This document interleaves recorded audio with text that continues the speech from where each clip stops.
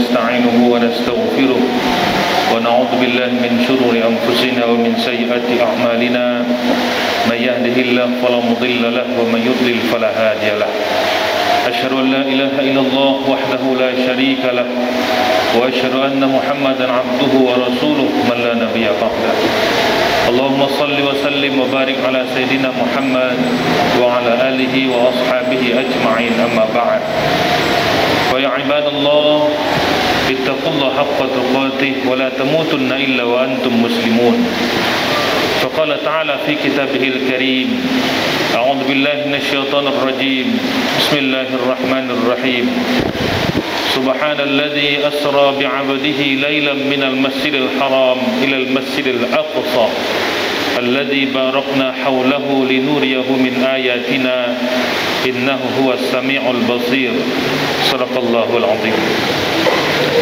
Hadirin jemaah salat Jumat dirahmati Allah, bersyukur kita pada Allah Qadir Rabbul Jalil, bersalawat pada Rasulullah sallallahu alaihi wasallam. Semoga hati kita selalu merindukan Rasulullah dan lisan kita tidak pernah luput bersalawat pada Rasulullah sallallahu alaihi wasallam. Hadirin jemaah salat Jumat dirahmati Allah, dalam waktu yang singkat dan penuh barakah ini, mari sejenak kita merenungkan satu ayat yang masyhur di tengah-tengah umat Islam ketika membincangkan Isra wal Mi'raj. Ada dua pesan penting yang mau kita kutip dari ayat yang khatib baca di atas tadi. Bahwa ayat surah Al-Isra yang kita sebutkan dan kita baca mengandung dua pesan penting dan menjadi ibrah bagi kita semua. Yang pertama, ayat ini adalah ayat yang membincangkan dimensi tentang ketauhidan pada Allah. Yang kedua, ayat ini membincangkan dan mengajarkan pada kita tentang iptek, ilmu pengetahuan dan teknologi. Yang pertama, mengapa kita sebut bahwa ayat ini membincangkan tentang tauhid? Allah Subhanahu wa taala menurunkan ayat ini adalah untuk menyanggah dan membenarkan Rasulullah. Ketika Rasul melakukan Isra wal Mi'raj, malam berangkat dan subuh pulang dari Haram ke Aqsa, naik ke Sidratul Muntaha dalam satu malam saja. Padahal perjalanan dari Makkah ke Madinah saat itu dalam waktu dimakan lebih kurang 3 bulan, bahkan lebih, dalam kendaraan yang saat itu digunakan. Maka wajar ketika itu orang Makkah, musyrikin Makkah mengatakan Muhammad sudah gila karena bisa melakukan perjalanan yang cukup panjang dan melewati dimensi dalam satu malam. Hampir keseluruhan umat Islam murtad. Hanya Abu Bakar yang ketika ditanya, ya Abu Bakar, kata Abu Jahal, apakah engkau yakin dengan Muhammad dengan pernyataan yang melakukan perjalanan itu? Lalu Abu Bakar mengatakan, Siddiq, benar Muhammad. Sehingga lakab Abu Bakar Siddiq ketika itu dilakabkan pada Abu Bakar sehingga Abu Bakar Siddiq. Hadirin jamaah salat Jumat dirahmati Allah. Ayat ini menjelaskan bahwa yang bekerja ketika Isra wal Mi'raj bukan Rasul. Rasul pasif. Rasul hanya duduk saja, kira-kira begitu. Yang bekerja adalah Allah. Maka ayat itu dimulai dengan kalimat Subhana, Maha Suci Allah. Maka secara tauhid nanti bisa dilihat zikir yang digunakan oleh manusia dan seluruh makhluk Allah, yang zahir dan yang batin, itu adalah kalimat Subhanallah. Malaikat ketika ingin dijadikan Allah khalifah di permukaan bumi, mereka katakan wa nahnu nusabbih, ya Allah kami bertasbih subhanallah. Dan alam-alam makhluk yang lain juga menggunakan kalimat subhanallah. Sampai dalam satu hadis yang sahih kata Rasul, ada dua kalimat yang sangat ringan dan berat timbangannya fil mizan. Apa itu? Subhanallah wa bihamdih, subhanallahil azim. Sama, ketika sujud subhanallah wa bihamdih, ketika ruku subhanallahil azim. Kalimat yang luar biasa yang itu digunakan Allah pada awal surah Al-Isra, subhana. Apa poinnya? Allah ingin menyebutkan bagi Allah tidak ada yang mustahil. Secara hukum tauhid, bagi hukum akal yang mustahil itu bagi makhluk, tapi bagi Allah tidak ada yang mustahil. Maka Allah menyebutkan subhana. Yang bekerja ketika Isra wal Mi'raj adalah Allah dan bukan Muhammad.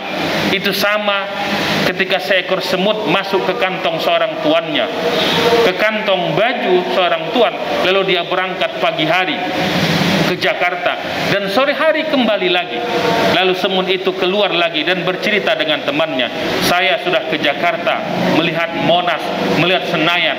Mungkin semut yang lain mengatakan dia gila, tapi ingat, semut itu bukan berangkat sendiri, tapi masuk ke baju tuannya dan diberangkatkan. Sama, Rasulullah bukan bergerak dan berjalan sendiri, tapi asra, diperjalankan oleh Allah. Ini yang pertama. Maka menguatkan tauhid kita, bagi Allah tidak ada yang mustahil. Pintalah dan rukuk dan sujudlah bagi Allah. Maka Allah berikan sesuatu yang tidak masuk akal bagi hambanya jika ingin dikehendaki oleh Allah. Yang terakhir, yang kedua adalah ayat ini juga mengisyaratkan tentang iptek. Ini menjadi ibrah bagi kita semua, bahwa siapapun seorang mukmin muslim, dia harus memahami kajian iptek. Mengapa Allah Subhanahu wa taala memberangkatkan Nabi Muhammad itu dengan satu yang namanya alat media, namanya burak. Burak itu bukan digambarkan dengan kuda, tidak. Allah menyebutkan burak itu dengan speed, kecepatan. Burak itu bahasa asalnya barkun. Barkun itu artinya kilat. Barkun itu kilat. Dalam ilmu fisika, satu kali kilatan itu jutaan kilometer. Barkun itu kilat, satu kilatan itu jutaan kilometer. Tapi Allah menggunakan kendaraan Rasulullah ketika itu adalah burak. Burak itu dalam bentuk bina mufa'al. Artinya kalau burak itu diterjemahkan super kilat, bukan kilat, tapi burak itu super kilat. Kalau satu kilatan itu jutaan kilometer, maka Rasulullah itu ketika dengan burak, dia diberangkatkan Allah dengan super, bahkan ratusan ribu juta kilometer, alat yang digunakan Allah untuk memberangkatkan Rasulullah.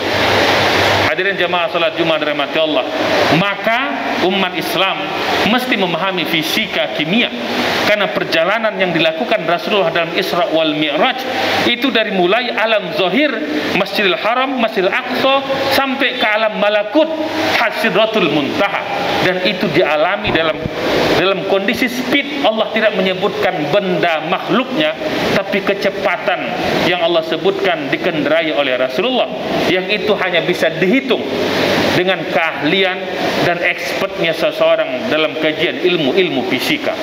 Maka ilmu alam, ilmu natural bukanlah ilmu yang bertentangan, tapi Allah ingin mengingatkan umat Islam, jika ingin melakukan mempercepat atau bagi wali menggulung waktu, itu hanya bisa dilakukan dengan kecanggihan iptek yang dia pahami diturunkannya dari ayat-ayat yang berkaitan dengan Isra wal Mi'raj. Hadirin jamaah salat Jumat dirahmati Allah, setidaknya dua poin penting ini mengingatkan kita dan menggugah kita, menguatkan tauhid kita, dan menjadikan umat Islam ini melek dengan iptek dan teknologi. Dia harus raih itu, karena perjalanan Rasul itu simbol dari mana kecanggihan yang Allah contohkan, yang saat itu tidak ada pesawat, tidak ada jet, tidak ada apapun, tapi Allah contohkan itu supaya digali, sehingga lahirlah para ilmuwan awal-awal Islam, itu yang disebut dengan Al-Biruni. Cukup banyak yang mengolah dan menganalisis itu, sehingga lahirlah apa yang disebut dengan kajian-kajian ilmu pengetahuan dan teknologi, yang saat itu menjadikan era keemasan umat Islam yang bersentuhan dengan ilmu din, ulumuddin dan ulumud dunyawiyah, yang disatukan dengan kajian integrasi keislaman yang dituangkan oleh Imam Al-Ghazali dengan kitabnya Ihya ulumuddin, menggabungkan dan menghidupkan ilmu-ilmu keagamaan yang itu dituangkan pada Al-Quran dan Al-Hadis. Mudah-mudahan ayat yang pendek ini mengingatkan kita dan menggugah batin kita. Amin ya rabbal alamin. Barakallahu li wa lakum fil Qur'anil azim wa nafa'ani wa iyyakum bima fihi min al-ayati wal hakim wa taqabbala minni wa minkum tilawatahu innahu as-sami'ul alim. Aqulu qawli hadha astaghfirullah li wa lakum li sa'il muslimina wal muslimat wastaghfiruhu innahu al-ghafurur rahim.